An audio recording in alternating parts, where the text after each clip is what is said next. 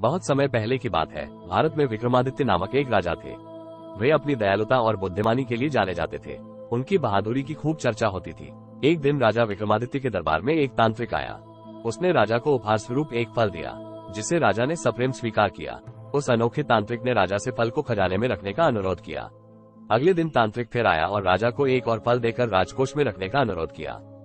10 साल तक यही चलता रहा। एक दिन राजा ने गलती से वो फल अपने पालतू तोते को दे दिया। जब तोते ने वो फल खाया तो उस फल में बीज की जगह हीरा मिला। ये देखकर राजा को बहुत आश्चर्य हुआ। राजा दौड़ता हुआ राजकोष पहुंचा। वहां उसने पाया कि तांत्रिक के द्वारा दिए गए सारे फल कीमती हीरों में बदल चुके थे। किसी को भी इतने बहुमूल्य रत्नों को देखकर अपनी आंखों पर विश्वास नहीं हो रहा था। अगले दिन तांत्रिक फिर आया। राजा ने अपने सिंहासन से उठकर आदरपूर्वक उसका नमन करते हुए कहा, महात्मा जी, आपने दरबार में पधारकर हमारा तथा दरबार का मान बढ़ाया है। उसकी स्वीकृति पर तांत्रिक ने कहा, घने जंगलों में एक पीपल का पेड़ है, उस पर एक लाश लटकी हुई है। मुझे सिद्धि प्राप्त करने के लिए उस शव की बलि देनी है। सभी उस जंगल में जाने से लोग डरते हैं। तुम्हें अमावस की रात को उस जंगल में अकेले ही जाना होगा और उस लाश को मेरे पास शमशान घाट पर लाना होगा। राजा अमावस्या की रात को जंगल के लिए निकल पड़े। काली अंधेरी रात थी और जंगल में गहरा अंधकार था, पर राजा बिना विचलित हुए और बिना डरे आगे बढ़ते गया। जंगल के बीच में वे पीपल के पेड़ के पास पहुंचे। पेड़ के चारों ओर कंकाल, खोपड़ी और हड्डियां जमीन पर बिखरी हुई थी। पेड़ पर उल्टा लटका हुआ एक सफेद रंग की लाश राजा को दिखाई पड़ी। राजा पेड़ पर चढ़ गए। उन्होंने शव को बड़ी तेजी से उतारा और नीचे उतर आए। उसे कंधे पर डालकर राजा वापस चलने लगे। तभी अचानक वो लाश हंसने लगी। उसे हंसता देखकर राजा को एक झटका लगा, पर बिना डरे उन्होंने अपना चलना जारी रखा। लाश ने राजा से पूछा, तुम कौन हो?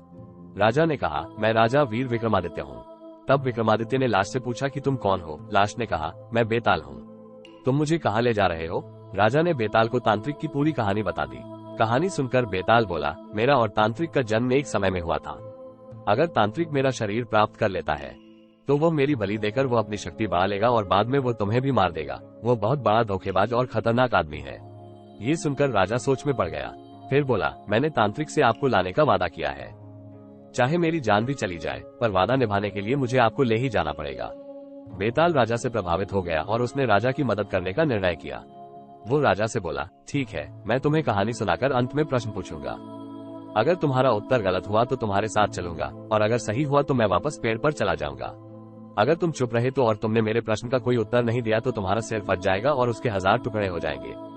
क्या तुम्हें मंजूर है? बेताल की यह बात सुनकर राजा विक्रमादित्य के पास राजी होने के अलावा और कोई चारा नहीं था। इसके बाद बेताल ने अपनी कहानी सुनानी शुरू की। विक्रम और बेताल की कहानी के सारे भाग आप मेरे YouTube चैनल पर देख सकते हैं। और अगर आपको यह वीडियो पसंद आया हो तो इस वीडियो को लाइक और चैनल को सब्सक्राइब करें।